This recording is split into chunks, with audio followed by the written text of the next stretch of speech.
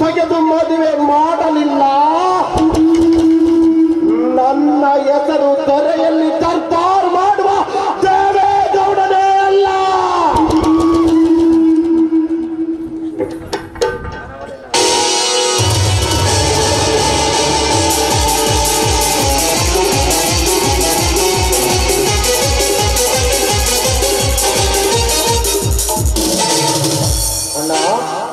ಅಣ್ಣ ಸೋದರ, ನಿನಗಾಗಿ ಈ ನಿನ್ನಣ್ಣ ಅರ್ಧ ಗಂಟೆ ಕಾಯ್ದು ನಿಂತಿರುವನು. ಅಂದರೇನಣ್ಣ ನಿನ್ನ ಮಾತಿನ ಅರ್ಥ? ನೋಡು ದೇವರಾಜ್, ಶಿಕ್ಷಕರಿಂದ ತನ್ನ ಕಾಮದ ಸೊಕ್ಕನ್ನು ತೀರಿಸಿಕೊಂಡು ಮದುವೆಗೆ ಮುಂಚೆ ಕಂಡವರಿಗೆ ಶರದು ಆಶಿ ತೂಗು ಗರ್ಭಿಣಿಯಾದ ಶಂಕರನ ತಂಗಿಯನ್ನು ನಿನಗೆ ಗಂಟು ಹಾಕಬೇಕೆಂದು ಸಂಚು ಹೂಡಿ ಕುಳಿತಿದ್ದಾರೆ ಕಂಡ ಬಡವರು. ಅದಕ್ಕೆ ನೀನು 3-4 ದಿನ ಯಾರಿಗೂ ಕಾಣದಾಗೆ ಈ ರಾಜ್ಯವನ್ನು ಬಿಟ್ಟು ಬೇರೆ ರಾಜ್ಯದಲ್ಲಿ ಇರು. ನಾನು ಅವರನ್ನು ಎತ್ತಿದ ನಂತರ ನಿನ್ನನ್ನು ಇಲ್ಲಿಗೆ ಕರೆಸಿ ರಾಜ ಮನೆತನದ ಹೆಣ್ಣಿನೊಡನೆ ನಿನ್ನ ಮದುವೆ ಮಾಡುತ್ತೇನೆ. ಅಂದರೇನಣ್ಣ ನಿನ್ನ ಮಾತಿನ ಅರ್ಥ? ಅವರಿಗೆ ಹೆದರಿ ನಾನು ಊರು ಬಿಟ್ಟು ಹೋಗಬೇಕು? ಹೆದರಿ ಅಲ್ಲ ದೇವರಾಜ್, ಊರ ಜನರನ್ನು ಎದುರು ಹಾಕಿಕೊಂಡು ಬದುಕುವುದು ಕಷ್ಟ. ನನ್ನ ಹೇಳಿದಾಗೆ 2 ತಿಂಗಳ ಊರು ಬಿಟ್ಟು ಹೋಗು. ಆ ಶಿವಶಂಕರನ ವಂಶವನ್ನು ನಿರ್ವಂಶ ಮಾಡಿದ ನಂತರ ನೀ ಒಂದು ರಾಜನಾಗಿ ಮೆರೆಯುವಂತೆ.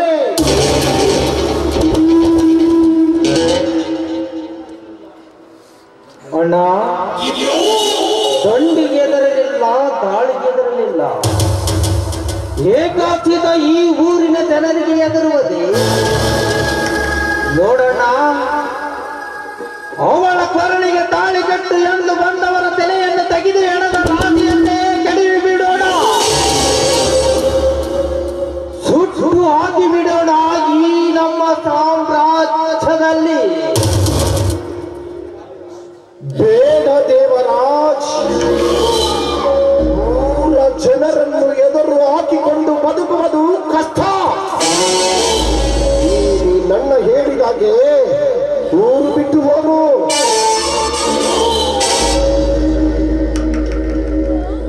ಆಯ್ತಣ್ಣ, ನೀನ್ ಹೇಳಿದಾಗೆ ನಾನು ಊರು ಬಿಟ್ಟು ಹೋಗುತ್ತೇನೆ. ಆದರೆ ನಾನು ಮರಳಿ ಬರುವುದರೊಳಗಾಗಿ ಆ ಚಂದ್ರನ ಮನೆತನದವರು ಯಾರು ಉಳಿಯಬಾರದು. ಓಕೆ ದೇವರಾಜ್, 5 ನಿಮಿಷ ನೀನು ಇಲ್ಲೇ ನಿಂತಿರು. ರಾಮನ ಕೈಯಲ್ಲಿ 2 ಲಕ್ಷ ಹಣ ಕಳಿಸುತ್ತೇನೆ. ಹಾಗೇನಾದರೂ ನಿನಗೆ ಹಣದ ಅವಶ್ಯಕತೆ ಬಿದ್ದರೆ ನನಗೆ ಫೋನ್ ಹಚ್ಚು, ನಿನ್ನ ನಂಬರ್ಗೆ ಫೋನ್ ಪೇ ಮಾಡುತ್ತೇನೆ.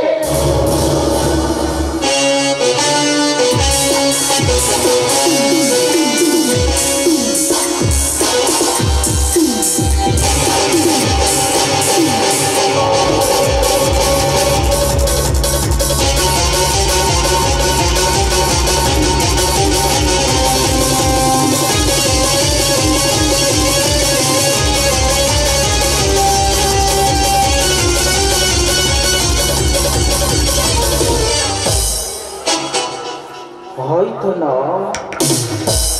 ನಿರ್ಮಲಾ, ನಿನ್ನಿಂದ ನಾನು ಊರು ಬಿಟ್ಟು ಹೋಗುವಂತೆ ಮಾಡಿದೆಯಲ್ಲ ಕೈ ಆಳಿ ಎಣ್ಣೆ.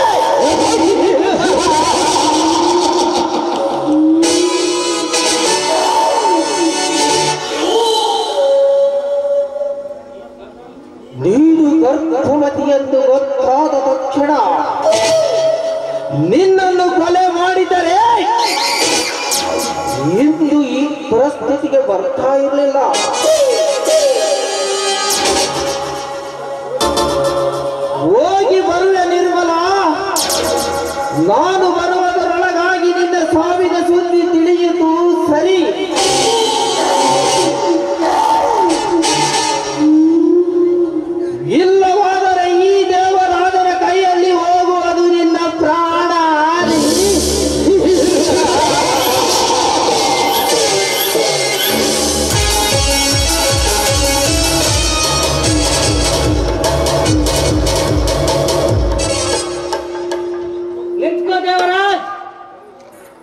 ಯಾರನೇ ನೀನು? ಕಳುವಿನಿಂದ ಕಾಮದಾಟವಾಡಿ ಒಂದು ಹೆಣ್ಣಿನ ಬಾಳನ್ನು ಹಾಳು ಮಾಡಿ ಗಂಡಸ್ತನವಿಲ್ಲದೆ ಏಡಿಯಂತೆ ಈ ರಾಜ್ಯವನ್ನು ಬಿಟ್ಟು ಬೇರೆ ರಾಜ್ಯಕ್ಕೆ ಗಡಿಪಾರು ಆಗುತ್ತಿರುವ ನಿನ್ನನ್ನು ಒತ್ತು ಎಳೆದುಕೊಂಡು ಹೋಗಿ ಆ ಹೆಣ್ಣಿನ ಕೊರಳಿಗೆ ತಾಳಿ ಕಟ್ಟಿಸಲು ಸಿದ್ಧಾಗಿ ಬಂದಿರುವ ಇನ್ಸ್ಪೆಕ್ಟರ್ ವಿಜಯ್. ಇನ್ಸ್ಪೆಕ್ಟರ್ ವಿಜಯ್, ಲೇ ವಿಜಯ್, ಗಂಡವರ ಒಡೆದ ಕಾಮದಾಟವಾಡಿ ನೂರಾರು ಗಂಡರ ಸಂಪರ್ಕವನ್ನು ಬಯಸಿ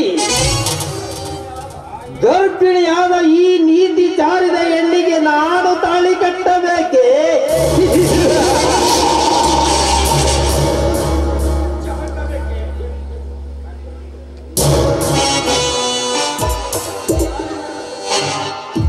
ಇಲ್ಲವಾದರೆ ನಿನ್ನನ್ನು ಕೊಚ್ಚಿಯಾಗಿ ಬಿಡುತ್ತೇನೆ. ಏ ದೇವರಾಜ್, ನಂಬಿಕೆ ದ್ರೋಹಿ ನನ್ನ ಮಗನೇ, ನಿನ್ನ ಸುಖಕ್ಕಾಗಿ ಇನ್ನೊಬ್ಬರ ಜೀವನದೊಡನೆ ಆಟವಾಡಿ ಈ ರಾಜ್ಯದಿಂದ ಮರೆವಾಗುತ್ತಿರುವೆ ಅಲ್ಲ, ಈ ರಾಜ್ಯದಿಂದ ಅಲ್ಲ ಈ ಲೋಕದಿಂದ ಮರೆ ಮಾಡಿಬಿಡ್ತೇನೆ ಮಗನೇ. ಹೂ ನಡಿ ನನ್ನೊಡನೆ. ಲೇ ವಿಜಯ್, ನೀ ಈ ಕಾಗಿಯ ಕಸರತ್ತು ಈ ತಾಂಡಿಗ ದೇವರಾಜನ ಮೇಲೆ ತೋರಿಸಲು ಬರಬೇಡ.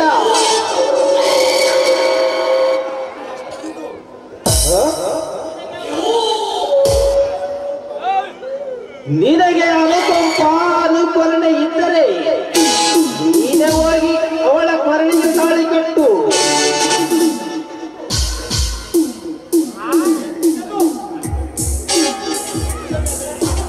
ಯುದ್ಧದ ಬೆಳೆ ತೆಗೆದು ಸಂತೋಷದಿಂದ ಎತ್ತಿ ಮುಂದಾಡುವಂತೆ ಆಧಾರದ ಹೆಣ್ಣಿನ ಮಗುವನ್ನು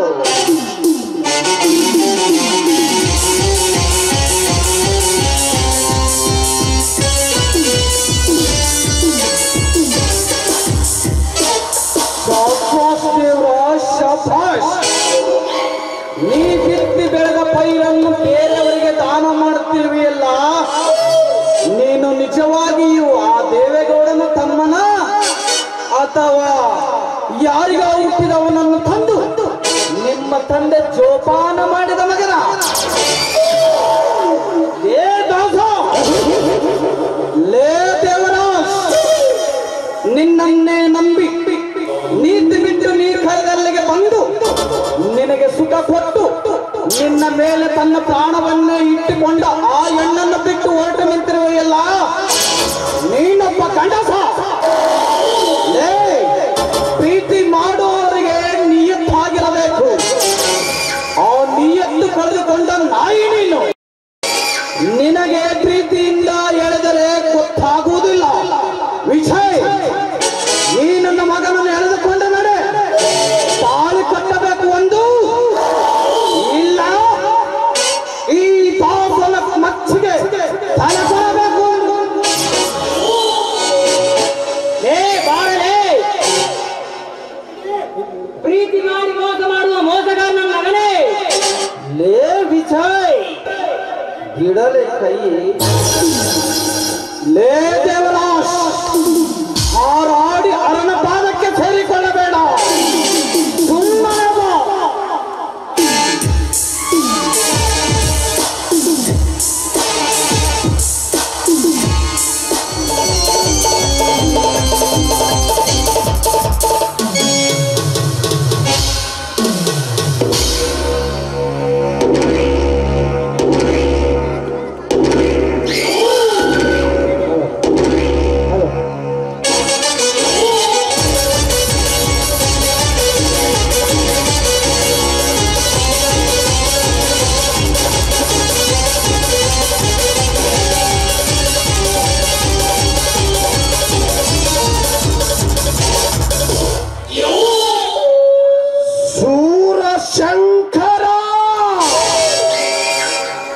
ಲೇ ಶಿವ್ಯ,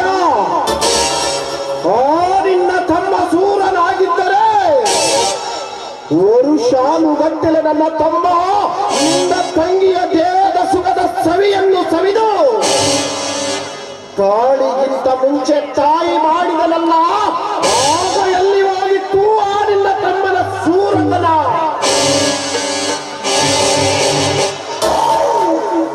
ಹೇ ಗೌಡ, ನಿನ್ನ ತಮ್ಮ ಬಿತ್ತಿದ ವಿಷದ ಬೀಜದಿಂದ ನನ್ನ ತಂಗಿ ನನ್ನ ಕಣ್ಣು ತಪ್ಪಿಸಿ ನಿನ್ನ ತಮ್ಮನಿಗೆ ಸುಖ ಕೊಟ್ಟಿರಬಹುದು.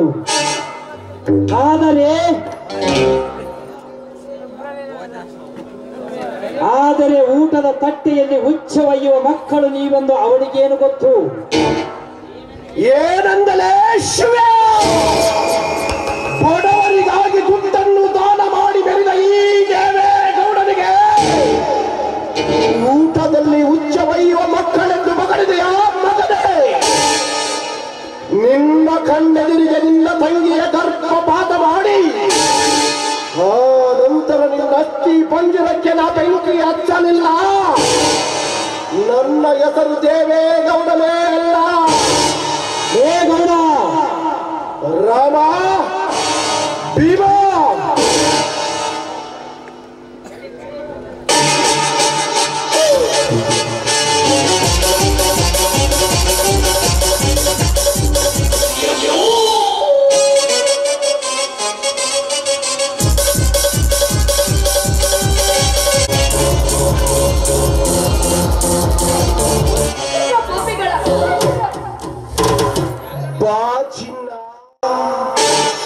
ಯಾಕೆ ಕೈ ಕೊಸರುತ್ತಿದ್ದೀಯಾ?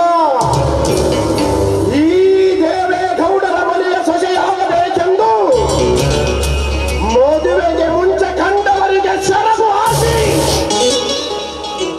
ತುಂಬು ಗರ್ಭಿಣಿಯಾದ ನಿನ್ನ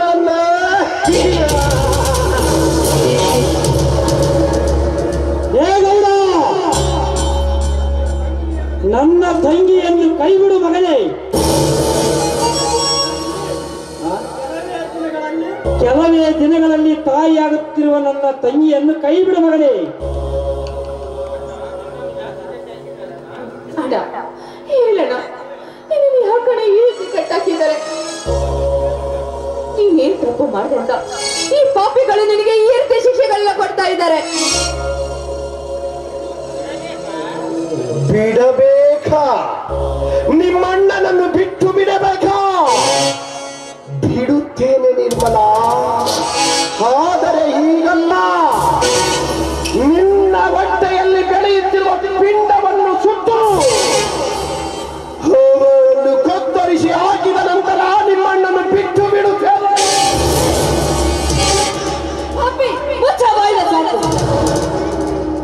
ಕಂಡ ಹೆಣ್ಣು ಮಕ್ಕಳನ್ನ ಕಾಮದೃಷ್ಟಿನ ನೋಡುತ್ತೂ ತಾನು ಬಯಸದಂತೆ ನನ್ನ ಪ್ರೀತಿಯನ್ನು ಉಳಿಸಿಕೊಳ್ಳಿಸಲ್ಲ. ಇನ್ನು ನನ್ನ ದೇಹವನ್ನೇ ಅರ್ಪಿಸಿ ನನ್ನ ಹೊಟ್ಟೆಯಲ್ಲಿ ಹುಟ್ಟುತ್ತಿರುವಂತ ಮಗುವನ್ನು ರಕ್ಷಿಸಲೆಂದು ನಾನು ಓಡಾಡ್ತಾ ಇದ್ರೆ ಆ ಹೊಟ್ಟೆಯಿಂದಲೇ ನನ್ನ ಮಗುವನ್ನು ತೆಗೆಸಿ ಹಾಕಿಬಿಡು, ಹಾಗೆ ಹೀಗೆ ಎಂದು ಈಗ ನನ್ನ ಜೀವನವನ್ನೇ ಸರ್ವನಾಶ ಮಾಡಕ್ಕೆ ಹೊಟ್ಟಿದ್ದಲ್ಲ ಅಪ್ಪ. ಈಗ ನೋಡಿದ್ರೆ ಬಾಯಿಗೆ ಬಂದಂತೆ ಕೆಟ್ಟ ಕೆಟ್ಟ ಮಾತುಗಳನ್ನು ಮಾತಾಡೋದಕ್ಕೆ ನಾಚಿಕೆ ಆಗೋದಿಲ್ವಾ? ನಿನ್ನ ಜನ್ಮಕ್ಕೆ ವಂಶದ ಕುಡಿ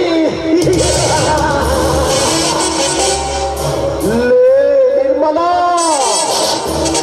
ಬಣ್ಣ ಬಣ್ಣದ ಸೀರೆ ಉಟ್ಟುಕೊಂಡು ಹಸಿ ರೂಪದ ಹೆಣ್ಣಾಗಿ ಬಟ್ಟೆ ಒಗೆಯಲೆಕ್ಕೆಂದು ದಪ್ಪ ಮಾಡಿ ಹಳ್ಳದ ದಂಡಿಗೆ ಹೋಗಿ ಸರಗಾಸಿ ಬಲಗಿ ತುಂಬು ಗರ್ಭಿಣಿಯಾದ ಈ ನಿನ್ನ ಪಾಪದ ಪಿಂಡ ನಮ್ಮ ವಂಶದ ಕುಡಿಯೇ.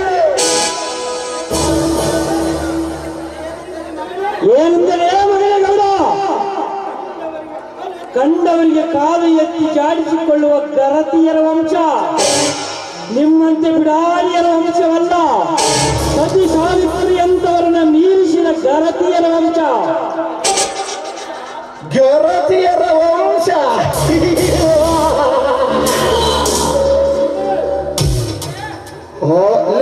ಶಿವ್ಯ, ಅಂತ ಗರತಿಯರ ವಂಶ ನಿಮ್ಮದಾಗಿದ್ದರೆ ಮದುವೆಗೆ ಮಿಂಚ ಮಿಂಚನನ್ನು ಬಯಸುತ್ತಿಲ್ಲ ಈ ನಿನ್ನ ತಂಗಿ.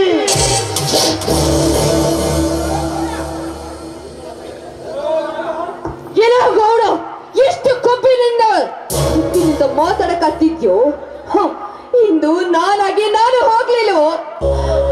ಎಷ್ಟು ಗೋಗಟ್ಟು ಬೇಡ ಬೇಡ ಅಂತ ಹೇಳಿದ್ರು ಪ್ರೀತಿಯ ಬಲೆಯ ಬೀಳಿಸ್ಕೊಂಡು ನನ್ನ ಮಗುವಿಗೆ ತಾಯಿ ಆಗುವಂತೆ ಮಾಡಿದ ಪಾಪಿ.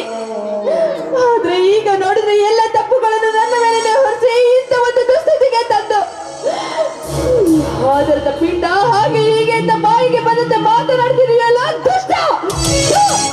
ತಡು, ಇನ್ನೊಂದು ಬಾರಿ ಇದೇ ರೀತಿ ಮಾತಾಡಿದೆಯಾದ್ರೆ ನಾನು ಮನುಷ್ಯನಾಗಿದ್ದೆ ನಿನ್ನ ನಾಯಿಯನ್ನೇ ಕತ್ತರಿಸಿ ಬಿಡ್ತೇನೆ, ಎಚ್ಚರವಾಗಿರು. ಏನಂದರೆ ಲೇ ಗೌಡ, ಒಂದು ಹೆಣ್ಣು ಬಾಳೆ ಮೇಲೆ ಕೈ ಎತ್ತಿ ದೌರ್ಜನ್ಯವನ್ನು ತೋರಿಸುವ ನೀನ್ಯಾವ ಗಂಡಸು? ತಾಕತ್ತಿದ್ದರೆ ಅವರನ್ನ ದೂರ ಶಂಕರ ಬದಲಿಸಿದ್ದಾರೆ. ತೋರಿಸು ಇನ್ನು ಗಂಡಸ್ತನವನ್ನು. ಲೇ ಶಂಕರ, ಗಂಡಸ್ತನ ತೋರಿಸು ಎಂದು ಕಾಟು ನನ್ನ ಮಗನೇ.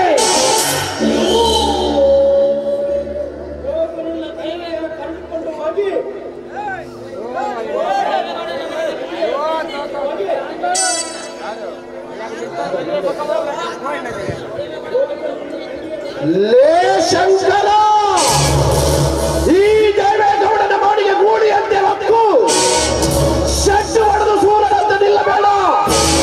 ಹೋಗು, ನಿನ್ನ ತಂಗಿಯ ಬಟ್ಟೆಯಲ್ಲಿ ಬೆಳೆಯುತ್ತಿರುವ ಪಾಪದ ಪಿಂಡವನ್ನು ಯಾರಿಗೂ ಗೊತ್ತಾಗದ ಹಾಗೆ ಗರ್ಭಪಾತ ಮಾಡಿಸಿ ಮಾನ ಕಾಯ್ತು. ಗೌಡ, ಮೂಲ ಮಾನವನ್ನು ಹೇಗೆ ಕಾಪಾಡಿಕೊಳ್ಳಬೇಕನ್ನೋದು ಈ ಶಂಕರನಿಗೆ ಚೆನ್ನಾಗಿ ಗೊತ್ತು. ತಂಗಿಯ ಗರ್ಭಪಾತ ಮಾಡಿಸಲು ನಾನೇನು ಹೇಳಿ ಅಲ್ಲ. ನಿನ್ನ ತಮ್ಮ ವಿಶ್ವದ ಯಾವ ಮೂಲೆಯಲ್ಲಿ ಅಡಿಗೆ ಕುಳಿತಿದ್ದರೂ ಸರಿ, ತಾಯಿ ಕರ್ಚದ ಬಿಡಲಾರೆ. ಈ ಶಂಕರ ಕರೆಯೇ ನಿನ್ನ ತಮ್ಮನನ್ನು ಇಲ್ಲ ನಿನ್ನ ಕೈಲಾಕಿ ಬಿಡ್ತಾರೆ. ನನ್ನ ತಮ್ಮನ ಎಲ್ಲಿದ್ದಾನೆ? ನನ್ನ ತಮ್ಮ, ನನ್ನ ತಮ್ಮ ಊರು ಬಿಟ್ಟು ಹೋಗಿ ತಿಂಗಳಾಯಿತು. ಅವನೆಲ್ಲಿದ್ದಾನೆಂದು ನನಗೆ ಗೊತ್ತೇ ಇಲ್ಲ. ಬೇಕಾದರ ಪತ್ತೆ ಹಚ್ಚಿ ಕರೆದೀನೆ, ಪತ್ತೆ ಹಚ್ಚಿ ಕರೆದುಕೊಂಡು ಬಂದು ಕಂಡವರಿಗೆ ಸೆರಗು ಹಾಸಿ ಪಿಂಡ ಹೊತ್ತಿರುವ ಈ ಸೂಳೆಗೆ ತಾಳಿ ಕಟ್ಟಿಸು.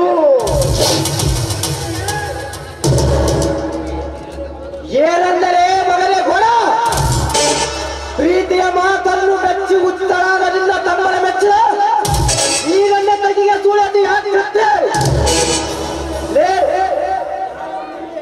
ಯಾವ ಮೂಲೆಯಲ್ಲಿ ಅಡಿಗೆ ಕುಂತಿದರೂ ಸರಿ, ಅವನನ್ನು ಒತ್ತು ಎಳೆದುಕೊಂಡು ಬಂದು ನನ್ನ ತಗಿಗೆ ತಾಳಿ ಕಟ್ಟಿಸುತ್ತೇನೆ. ನನ್ನ ಹೆಸರು ಶಂಕರನೇ ಅಲ್ಲ, ಸೂಳೆ ಎಂದ ಸುಳ್ಳುವ ನನ್ನ ಮಕ್ಕಳೇ ಈ ಸಮಾಜದಲ್ಲಿ ಬದುಕಬಾರದು.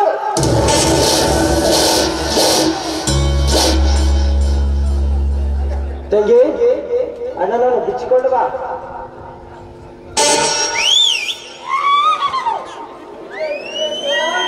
ಶಂಕರ, ತಂಗಿಗೆ ಸೂಳೆ ಎಂದೊಂದು ಆ ದೇವೇಗೌಡನ ಕಥೆ ಮುಗಿಸಿಬಿಟ್ಟು ಆ ದೇವರಾಜನ ನೋಡ್ಕೋದಿಲ್ಲಪ್ಪ.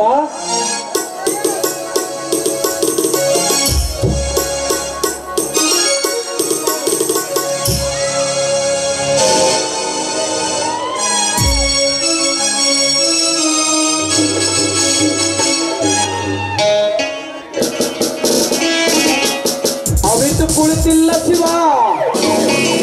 ತನ್ನಣ್ಣನ ಮಾತು ಕೇಳಿ ಬೇರೆ ರಾಜ್ಯಕ್ಕೆ ಹೊರಟಿದ್ದ. ಸರಿಯಾದ ಸಮಯಕ್ಕೆ ಹೋಗಿ ಅವನನ್ನು ಒದ್ದು ಎಳೆದುಕೊಂಡು ಬಂದು ತಾಳಿ ಕಟ್ಟಲೆ. ಎಲ್ಲಿ ಅಡಿಗೆ ಕುಳಿತಿತ್ತಪ್ಪ ಈ ನಾಯಿ? ತಾಳಿ ಕಟ್ತೀವ ಇಲ್ಲ ನಿನ್ನ ಅಣ್ಣನಿಗೆ ಸತ್ತು ಬಿಟ್ಟಿವ. ಅಯ್ಯೋ, ನನ್ನ ಅಣ್ಣನ ಸತ್ತಿದ್ದಾರ?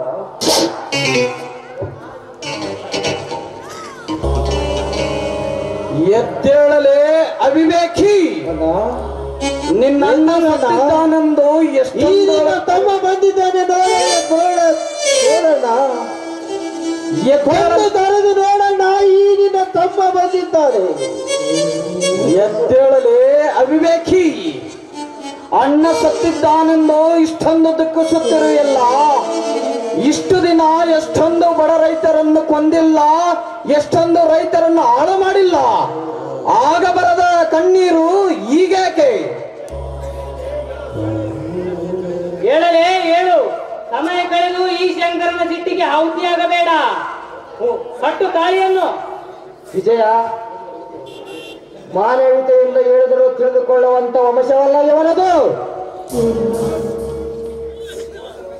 ಮೋಸ ವಂಚನೆಯಿಂದ ಗತಗೋ ಕೆಲಸ ಮಾಡಿ ಏನು ಅರಿದರು ಅಂತ ನಿಂತರೆ ಅವನ ಕತ್ತನ್ನು ಕತ್ತರಿಸಿ ಪುಟಿಯುತ್ತಿರುವ ಆ ರಕ್ತದಿಂದ ನನ್ನ ತಂಗಿ ಅಡೆಗೆ ಸಿಂಧೂರ ಸಿಲಕವನ್ನು ಇಡಬೇಕಾಗುತ್ತದೆ. ಕರೆಯಲೇ ಕರ್ತೀವೋ ಇಲ್ಲ?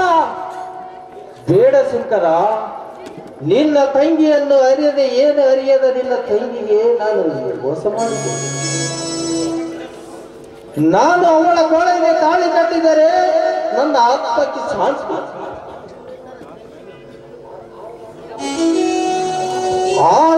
ಆ ನಿನ್ನ ತಂಗಿಯ ಶಾಪ ನನಗೆ ತಟ್ಟಲಾರದು. ನನ್ನಣ್ಣನ ಮಾತು ಕೇಳಿ ನಾನು ಮೋಸ ಹೋದೆ. ನಿಮ್ಮನ್ನು ಅರಿತುಕೊಂಡು ಈ ನಿನ್ನ ತಂಗಿಗೆ ನಾನು ತಾಳಿ ಕಟ್ಟುತ್ತೇನೆ.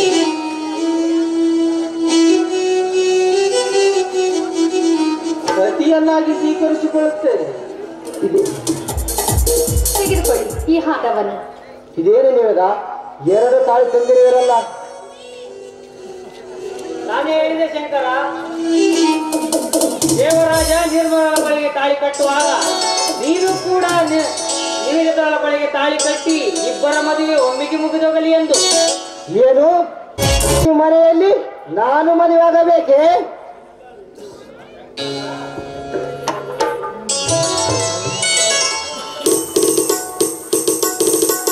ಸರ್, ಇದು ಬೇರೆ ಮನೆಯಲ್ಲ, ನಿನ್ನ ಮಾವನ ಮನೆ. ಅಂತಾಗೆ ನೀನು ಕೂಡ ಇದು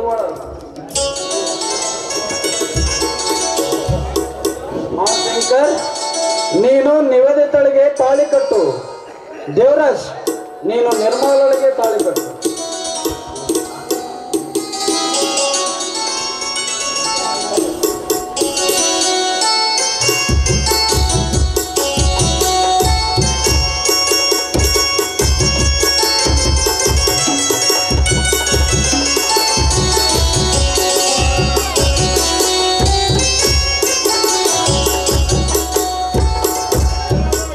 ದಾಸ, ನನ್ನ ತಮ್ಮನಿಗೆ ಒಳ್ಳೆಯ ಸ್ನೇಹಿತನಾಗಿ ನನ್ನ ತಂಗಿಯ ಕರುಳಿಗೆ ತಾಳಿ ಕಟ್ಟಿದಂತೆ ಮಾಡೋದಕ್ಕೆ ನಿನ್ನ ಸಹಾಯವು ನಾವು ಯಾವತ್ತೂ ಮರೆಯುವುದಿಲ್ಲ. ಈ ಬಡವನ ಒಡಿಲು ಬೆಂಕಿಯ ಸಿಡಿಲು ಬರಿದ ಕವಿಗಳು ಹೆಸರು ಆಕಾಶಕ್ಕೆ ಏರಲೆಂದು ನಮ್ಮ ಮನೆದೇವರಲ್ಲಿ ಪ್ರಾರ್ಥನೆ ಮಾಡೋಣ.